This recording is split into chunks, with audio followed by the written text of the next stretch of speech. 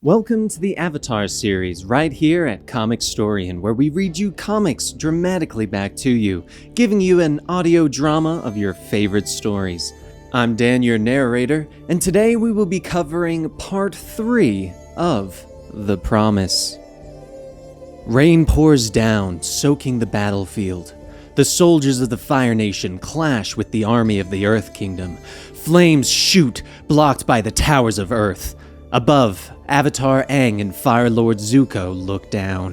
One moment, I know deep in my heart that I must defend my people, but then the next, doubt creeps in. Maybe I'm supposed to follow through with the Harmony Restoration movement, Zuko says, looking down at the destruction below. But the spirit of his father is shouting at him over his shoulder, telling him to prove himself worthy of the throne.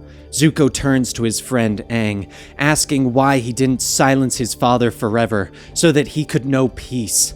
Aang turns his face downward, listening to the words of Avatar Roku telling him what he has to do. I don't think I'll ever stop feeling lost, Zuko sighs before turning to Aang. Go ahead, Aang, do it! He shouts into the storm. Aang closes his eyes before they snap open, revealing his glowing eyes as he enters the Avatar state. He rises up, the elements swirling around him. And for a moment, Zuko can see the ghostly image of Roku, and behind him, his mother. His eyes widen and he reaches out for her, but fire leaps from his fingertips and he attacks Aang. Aang sits up with a yell, the dream shocking him awake. And elsewhere, Zuko also awakens, staring down at the phantom wounds that he received. Later that morning, Appa flies over the city of Yu Dao, and Aang leans over the saddle, shouting down at the citizens below him.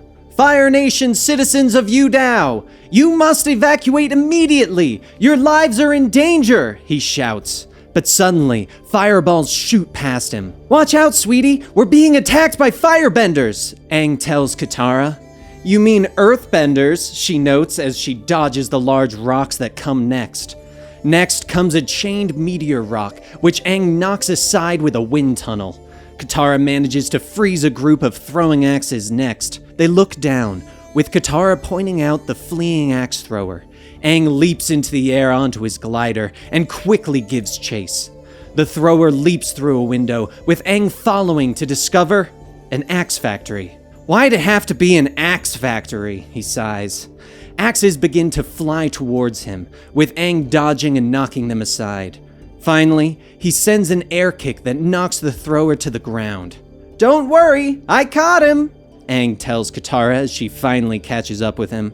They're both shocked to discover that the thrower was Sneers, who just days ago was a part of the protesters trying to get rid of the Fire Nation. Hi, Avatar Aang. Hi, Katara, Sneers says with a smile, rubbing his neck. Anger fills Aang as he demands to know why Sneers was attacking them. Because you're trying to force us out of our homes, Avatar Aang. We're not leaving, a voice calls. Kori Morishita, daughter of the mayor, enters the room. We are the Yu Dao Resistance, she announces. Aang steps forward, trying to convince Kori that she and her people need to evacuate, while Katara steps forward, demanding to know why Sneers switched sides. He explains that he grew up hating the Fire Nation, but then came to live in Yu Dao. And without meaning to, I fell in love with an ash maker, he says, holding Kori tight. Aang looks at them, shocked. Wait, you're going out with you? He asks. Sneers nods. Yeah, I hid it from my friends for the longest time, but I'm done with that. My girlfriend is Fire Nation, he says. The rest of the resistance chimes in, saying how so are some of their cousins, stepfathers, or even favorite teachers. One smiles. Even the guy who sells me mochi every morning. Katara stares at him for a moment. You joined the resistance to defend a guy who sells you mochi? She asks. It's really good mochi, he tells her. Kori steps up, telling Aang to let the protesters come, but he tries to explain that the Earth Kingdom army is coming, and the resistance won't be able to stand against them.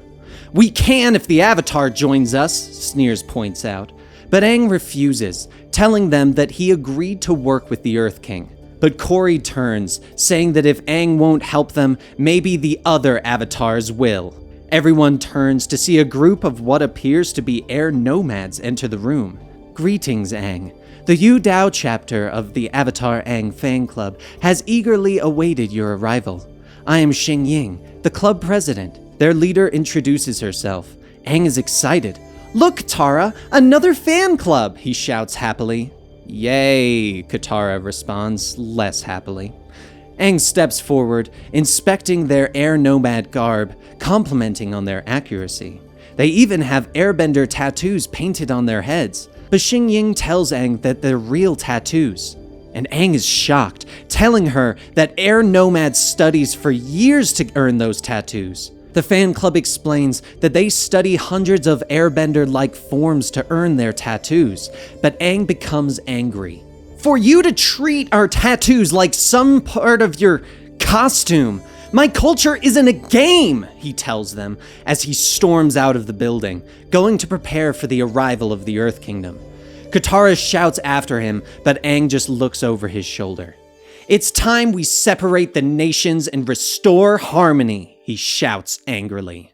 Meanwhile, Zuko sits before an altar aboard his ship on the way to the Earth Kingdom. He questions himself, believing that he must protect the Fire Nation people of Yu Dao. But he knows that it goes beyond that the people who have mixed between the Fire Nation and the Earth Kingdom seem so normal, but he still doubts himself. Leading an army into the Earth Kingdom is exactly what my father would do, he sighs. He questions that if doing the same thing, but for better reasons, makes any difference. But there's one person he wishes to ask, but he can't, and sighs as he looks down at a picture of his Uncle Iroh. I wish you were here, Uncle.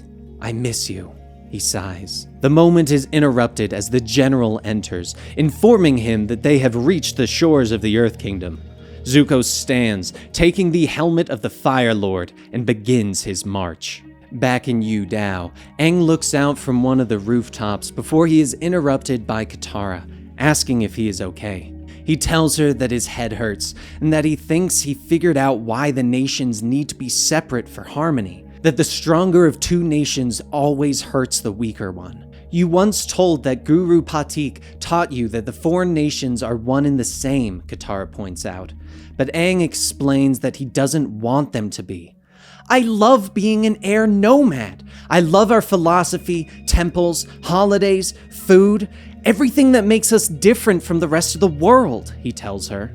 He tells her that as the last air nomad, he needs to preserve his people's way of life. Yet Katara continues to question him, asking how he plans on doing that. I don't know. But I do know this. Air nomad culture can't survive in a world where other nations invade each other and corrupt each other. I have to see the harmony restoration movement through to the end, he tells her. At Beifong's metal bending school, Toph finds Sokka sitting on the front steps looking up into the sky. Katara and Aang should have picked me up by now. They're probably so caught up in their ooginess that they forgot all about me, he sighs to her. But suddenly, the sun is blocked out and Toph can sense a difference. Quit your kissy belly aching, Sokka. Appa is here, she announces. But Sokka tells her that it's not Appa and steps out to greet Suki as she descends from a Fire Nation balloon. Sokka runs forward, pulling Suki into a hug and kiss. She tells them that they received a complaint about a dirt girl and a water savage taking over one of the schools. But Suki doesn't stay long, starting to climb back aboard the ship. You're leaving already? Sokka asks. But Suki looks over her shoulder. So are you! Come on, I need you both, she tells them. As they climb on the ladder, Toph yells over her shoulder for the students to keep practicing.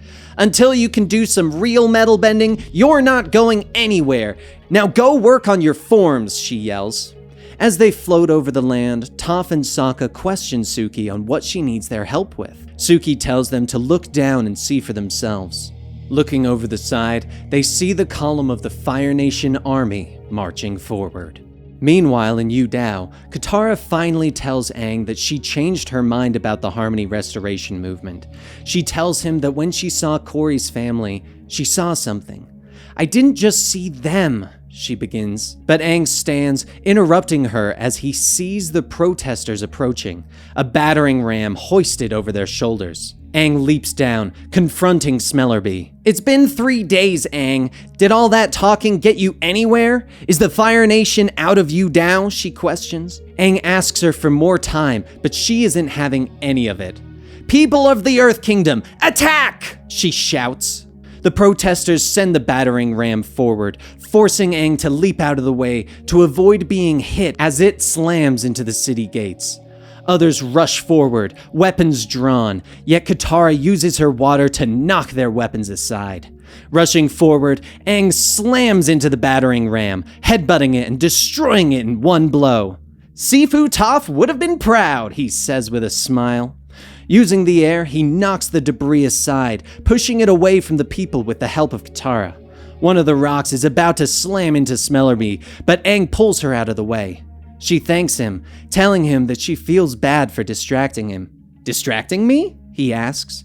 Smellerbee points out that they're not dumb enough to actually try to attack with a battering ram if the Avatar is around, and she points to the large drill that is going through the outer wall. Meanwhile, Suki is finishing explaining the entire situation to Toph and Sokka. Suki tells them that they need to stop the Fire Nation before it can reach the city.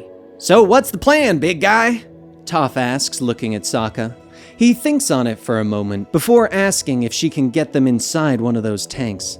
She slams into the ground, creating an underground slide that they can use. "Not a problem," she smiles. They all leap inside, sliding down to the bottom. "Man, you've really been into slides recently," Sokka notes, rubbing his butt. She looks up, feeling the rumble of the tanks on the earth. And finally, she reaches up through the dirt, grabbing hold of the underside of the tank, punching her way inside. Coming out of the tunnel, Sokka and Suki run to catch up to her. Inside the tank, Toph turns to Sokka. "Step 1 complete? Now, what's step 2? She asks. Sokka shrugs. "Not sure. I was sorta hoping step 2 would come to me while we were working on step 1, he tells her. Suki takes the controls, telling them that while they work it out, she's going to try and get them to Zuko. "He seems so lonely," she tells him. "More like screwy in the head," Toph snorts. Suddenly, the best idea ever comes to Sokka. He points out the viewpoint, telling Suki to get them next to each tank, one by one. At Yu Dao, Aang is still trying to reason with the protesters as they break into the city. Sneers steps forward, trying to reason with his old friends. But Corey steps up as well, telling the protesters that they can't force them from their city. "You're dating an ash maker?" Smellerbee starts to yell. The entire time, Aang continues to try and reason with everyone, but literally no one is listening to him. Sneers finally steps between his girlfriend and friend, telling Smellerbee that maybe Yu Dao isn't part of the Earth Kingdom or the Fire Nation. "What if it's part of both?" Corey adds. Katara steps up to Aang, explaining that that's what she's been trying to tell him. But they are interrupted when one of the protesters steps forward, bending a chunk of earth and launching it forward at Corey. Katara manages to knock the earth aside, but the battle has already begun. The Yu Dao resistance moves forward, preparing to defend themselves. "Aw, come on! How come nobody ever wants to talk?" Aang yells, watching as the two sides begin to clash. Aang moves forward, throwing Smellerbee back through the gates with a gust of air. He tells her that he wants the Fire Nation out too. "But I want them to leave peacefully," he explains. But Smellerbee looks over her shoulder at the approaching army of the Earth Kingdom. "I don't think that's an option anymore, Aang," she tells him. "Looks like the Earth King has finally stepped up to his responsibilities." Aang stares out at the approaching army. "Ah, monkey feathers," he sighs. Behind him, the Avatar fan club approaches, offering to help Aang in any way they can to apologize for their unintentional disrespect of the air nomad culture. Outside, General Hao steps off his horse, unfolding the decree from King Kue. "Attention, attention! By official decree of the Earth King Kue, the Earth Kingdom reclaims the former Fire Nation colony of Yu Dao. Fire Nation colonials who remain in the city are hereby declared criminals and shall be arrested on sight.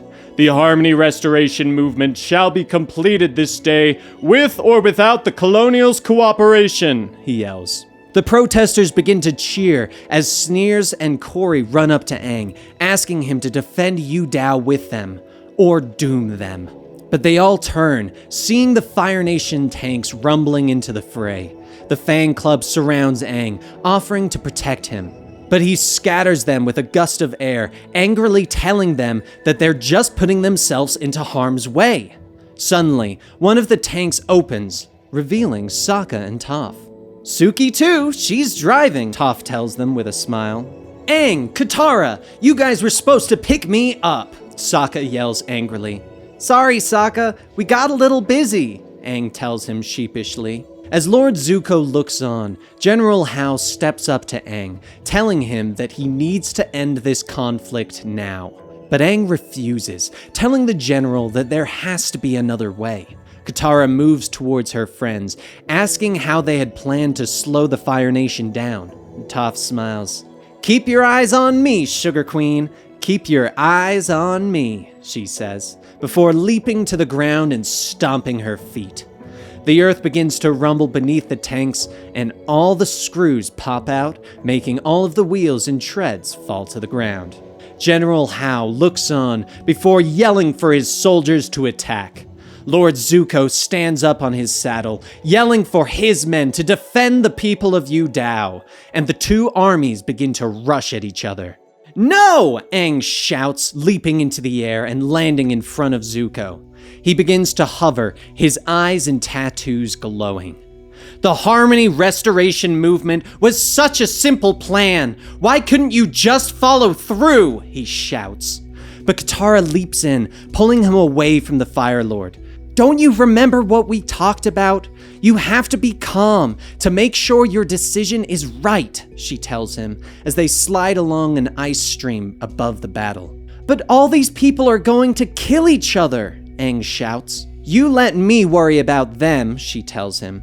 And they land on a rooftop, and Katara finally finishes telling him what she was talking about earlier, that she didn't just see Corey's family. She saw their future together. She explains that if the nations have to be separate, that will mean them as well, and she pulls him in close. Go find a quiet place, Aang, and figure this out. Then, whatever your decision you make, I'll trust that it is the right one. I'll support you, even if it means that you have to fulfill your promise, she tells him, and she pulls him in for a kiss, even if it means we have to be apart. Aang flies away, finding a quiet spot on the mountain. The earth forms around him, creating a meditation chamber. He looks down at the four nations' beaded necklace in his hands, and suddenly, he is a spirit speaking to Avatar Roku. I had a dream about you last night, he tells the former Avatar. Roku looks at him, telling him to fulfill his promise and restore balance to the world. But Aang still believes that doing so would go against the teachings of his people. Roku looks at him, telling him that the Avatar must put the world above his own people and nation, that it pains him to advocate for the end of his own great-grandson. And Aang is shocked as Roku explains. Ursa, Zuko's mother, is my granddaughter, he tells him. Back at the city, Sokka, Katara, and Toph look down at the battle. Moving amongst the soldiers are the members of Aang's fan club, trying to peacefully end the battle. Smellerbee and Sneers continue to fight, but Sokka is suddenly among them, separating them as he slides down on one of Toph's slides. Toph and Suki are among the Fire Nation soldiers, trying to disarm them and wrap them in metal. But another group rushes them, and it looks like they're in trouble. But suddenly, all of the Fire Nation helmets spin around, blinding them. Toph turns to find her students are there, fighting amongst the soldiers, spinning their helmets and attacking them with coins. The students fight alongside their teacher, fighting back to back with them. Look alive, lily livers! Time to spin some helmets, she yells. Katara is amongst the Earthbenders, knocking them aside with her water. She looks up, seeing the Earth King's balloon far overhead. Sliding along her water, she drops onto the deck of his ship. The king is cowering, telling Katara that he didn't know that Yu Dao would be like this. You never visited Yu Dao? She asks. The king shakes his head, telling her that he's never been out of the city. She holds out her hand, telling the king that he needs to see the people who have to live with his decisions. But it's not safe out there, he tells her. No, it's not, she agrees. He takes her hand, and the two slide back down. Below, General Hao stands before the members of the Yu Dao resistance, ordering them to surrender. Corey refuses, launching her meteor strike at him. The general easily knocks it aside, ordering his soldiers forward, but they are stopped by a massive blast of fire. When the smoke clears, the Fire Lord stands ready. Zuko meets General Hao in battle, the two swirling the elements around them. In the mountains, a blast of blue light suddenly shoots into the sky, and the battle pauses, and everyone turns, seeing Aang float towards them in the Avatar state. He hovers overhead, and Zuko tries to explain what is happening, but he suddenly sighs, removing his helmet. None of that matters, does it? I'm doing exactly what my father would have done, he tells his friend. Yet Aang isn't listening. He moves his hand and the earth beneath them cracks apart. Zuko slips, beginning to plummet down into the chasm that Aang had created. Aang! I don't! He begins to yell, but the Avatar is there, taking his friend's hand and pulling him back to safety. Around Yu Dao, the earth continues to split as the city is separated from the land around it. Katara sees Aang pull Zuko to safety, and she rushes forward with the king. Aang stands before the city gates, before the Yu Dao resistance. Earth King Kuei, look at who you're fighting. Fire Nation, yes, but also Earth Kingdom. Water Tribe, and now Air Nomad, he explains, standing with his friends. Aang explains that the Earth King isn't fighting the Fire Nation, but a whole new kind of world. The protesters begin to yell, but the king holds up his hand, telling them that he needs to see the city. Nearby, Zuko struggles to his feet. So I was right then? All along my decision was right? He asks before collapsing to the ground. That night, the city below is quiet as Aang meditates on a rooftop. The spirit of Roku sits before him as Aang explains that he is not like Roku. Aang tells him that when he contemplates the world, he doesn't see nations on a map. He sees his friends and those that he has met along the way. I don't know how to contemplate the world without thinking about the people I care about, including Zuko, he explains. Roku tells him that he continues to put the world at risk, but Aang explains that this is a new world. There's no getting around risk, he says. Aang bows before the spirit of the past Avatar, telling him that he has to figure out this new world on his own. He reaches down, snapping his amulet and sending Roku's spirit drifting away. As Aang returns to the material world, he hears a voice calling him from the courtyard below. Guess who just woke up? Iroh tells him. Aang heads back inside Iroh's tea shop, looking at his friend sitting at the table. Thank you for bringing him to me, Avatar. He should have come earlier, on his own. Sometimes he forgets that he always has a place here. He may be the Fire Lord now, but he is still a stubborn boy, Iroh tells him, looking at his nephew. Aang sits with his friend, telling him that he has been asleep for 4 days. The Earth King has agreed to talk, and lets Zuko know that Yu Dao can't go back to being a Fire Nation colony. It can't be an Earth Kingdom city either, Zuko says. Aang agrees. Yu Dao must become something new. The two sit, with Zuko apologizing for putting the strain of the promise on the Avatar, that he now knows that he can't run from the struggle of being the Fire Lord. But Aang looks at his friend, telling him that he doesn't give himself enough credit. I mean, you were right about Yu Dao, he explains. Aang tells Zuko that he knows that he is Avatar Roku's great-grandson, and that makes them family. Later, Aang sits before the members of his fan club, commending them on their attempt to lead peace on the battlefield. You already have the hearts of air nomads, and so I've decided to teach you the ways of the air nomads, he tells them as they sit before him. But you can't just be a fan club anymore. From now on, you'll be known as the Air Acolytes, he tells them with a smile as Katara looks on. Meanwhile, Zuko sits talking to someone. He tells her that he feels disconnected from the good in their family. That conversation after conversation with Ozai has led him nowhere. He refuses to reveal what happened to her, he says. So finally, he has come to a conclusion. You are the only person who can get the information out of Ozai. Tell me, what do you want in return for helping me find my mother? Zuko asks. His sister.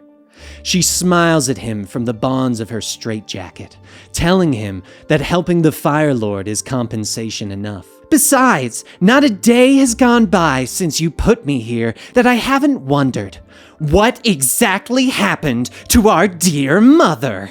She says, turning to look at herself in the mirror. Beside her, their mother looks on. I love you, Azula. I always have, she whispers. And that, guys, is the conclusion to Avatar: The Promise. Thank you guys so much for watching this, and if you did enjoy it, please be sure to subscribe to the channel, click that bell icon to get those notifications, like, and leave a comment down below. And if you enjoyed me, Dan, your narrator today, you can find me on Twitter and Instagram at DanTProducer, or on Twitch at Silu91. That's CYLOO91. Thank you guys so much, and if you want to support us here even more, please be sure to join us over on our Patreon at patreon.com/Comicstorian, where for $2 you get access to all our unedited podcasts, unedited early access content, and much, much more. Thank you guys so much, and I will see you next time.